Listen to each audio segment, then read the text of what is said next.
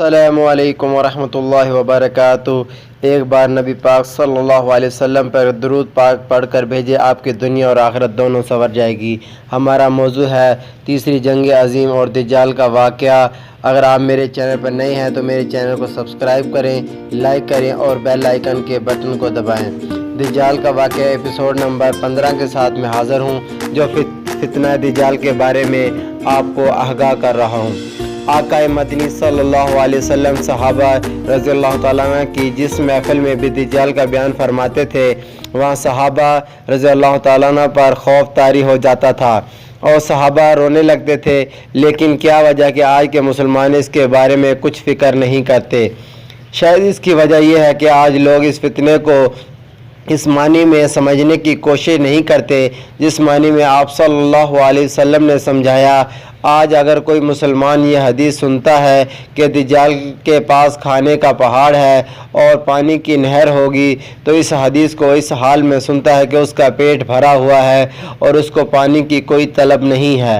लिहाजा वो दज्जाल वाले हालात को अपने पेट भरे और तर गले वाली सूरत हाल पर ही क्यास करता है। और यह हदीस सुनते वक़्त उसकी आँखों के सामने ये मंज़र बिल्कुल नहीं आता। वहाँ हालात ये होगी कि दिनों से नहीं बल्कि हफ्तों से रोटी का एक टुकड़ा भी देखने को नहीं मिला होगा। भूख ने बड़े बड़ों को निढाल कर दिया होगा। पानी ना मिलने की वजह से हलक में कांटे चुभ रहे होंगे। जब घर के अंदर आप कदम रखेंगे तो नज़रों के सामने वो आपका लख्त जिगर होगा, जिसको एक इशारे पर आपकी हर ख्वाहिश पूरी कर दिया करते थे। अब वही बच्चा आपके सामने है और शिद्दत प्यास से ज़ुबान बाहर निकली हुई है और कई दिन के फाके ने गुलाब जैसे चेहरे से ज़िंदगी की तमाम रौनकों को छीन लिया है। ये मंज़र आम देखकर आपका दिल तड़प उठेगा और आप लाचारी और बेबसी के आलम में अपने जिगर के टुकड़े से दूसरी तरफ मुंह फेर लेते हैं। दूसरी तरफ हसरतों का बुत बनी आपकी माँ, और हाँ, माँ जिसने आपको कभी भूखे पेट नहीं सोने दिया, जो आपकी प्यास को आपके इशारों से समझ जाती थी, जिसने अपनी तमाम ख्वाहिश, खुशियों और अरमानों को आपके नाम कर दिया। आज वही आपकी माँ निगाहों में हज़ारों सवालात लिए जवान बेटे की तरफ इस उम्मीद से देख रहे कि शायद आज बेटा ज़रूर रोटी का एक टुकड़ा कहीं से ले आया होगा। बेटा आज माँ की ममता की खातर पानी का एक कतरा ज़रूर कहीं से लाया होगा। आपका चेहरा समझने वाले और माँ आज बेटे के चेहरे पर लिखे जवाब को पढ़ लेती है और माँ की आंखों से जवान बेटे की बेबसी पर अश्कों के कतरे गिरते हैं तो आपका कलेजा मुँह को आने लगता है।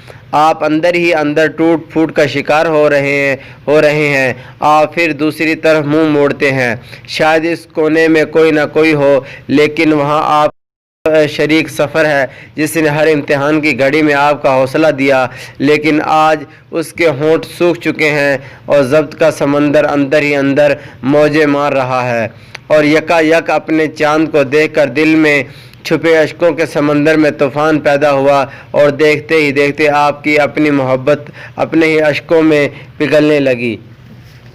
अब आखिरकार आप अपने इंसानों के सीने में भी तो कोई गोश्त का लोथड़ा ही धड़कता है। आखिर कब तक अना या ईगो के खौल में खुद को छुपा सकते? इन सब के गमों ने आपके दिल को रंग की तरह फैला दिया।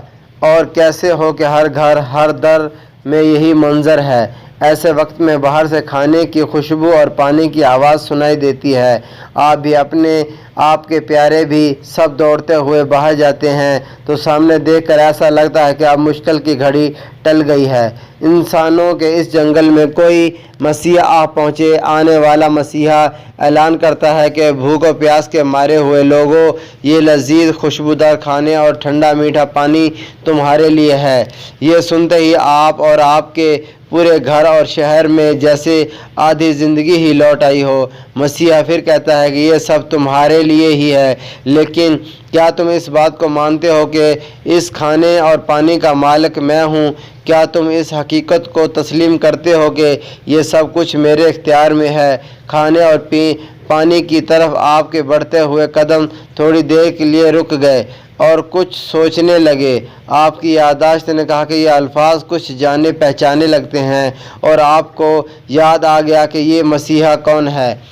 लेकिन तभी आपके पीछे से बच्चे के बिलखने की आवाज़ تیز ہونے لگی، ماں کی چیخیں سنائی دینے لگیں، آپ دوڑتے ہوئے گئے تو آپ کے جگر کا ٹکڑا، آپ کا بیٹا موت و حیات کے درمیان لٹک رہا ہے۔ اگر پانی کا قطرہ بچہ بچھڑنے سے بچ جائے گا، اگر پانی کا قطرہ مل جائے تو آپ کا بچہ بچھڑنے سے بچ جائے گا۔ اور ایک طرف ماں، بچے اور بیوی کی محبتیں ہیں، دوسری طرف ایک سوال و جواب ہے، ایک شعر ہے، یہ سب پڑھ کر پریشان ہو گئے ہو کیا؟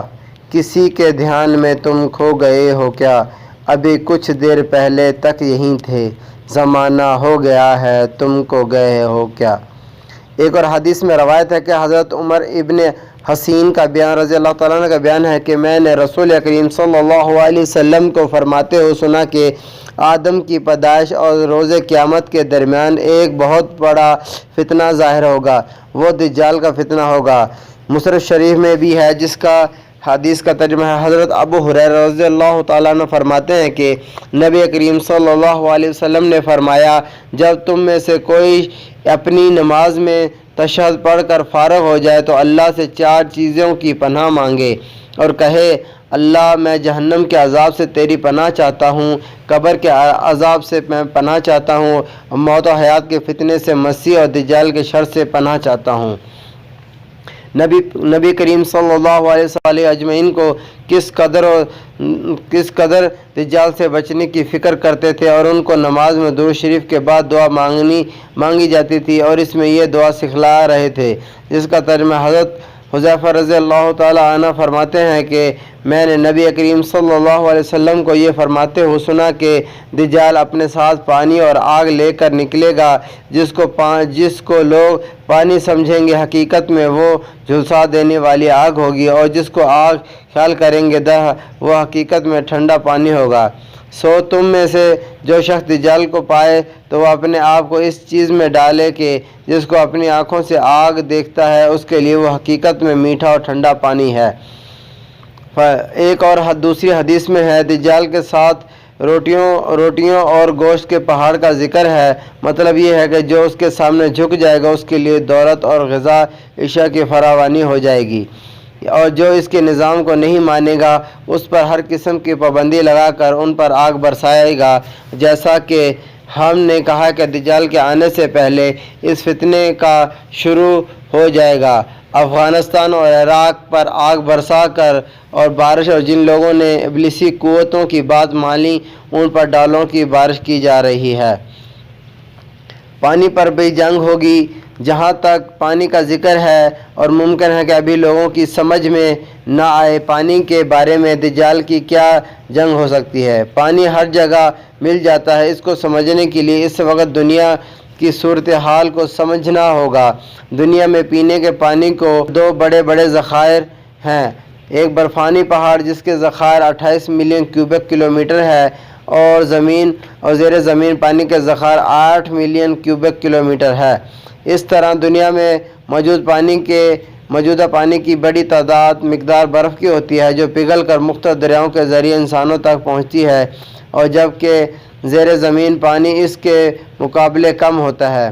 برف کے یہ ذخیرے انٹارکٹیکا اور گرین لینڈ میں زیادہ ہے، اور ان دنوں میں جن جگہوں پر کسی مسلم ملک کا کوئی حق نہیں ہے۔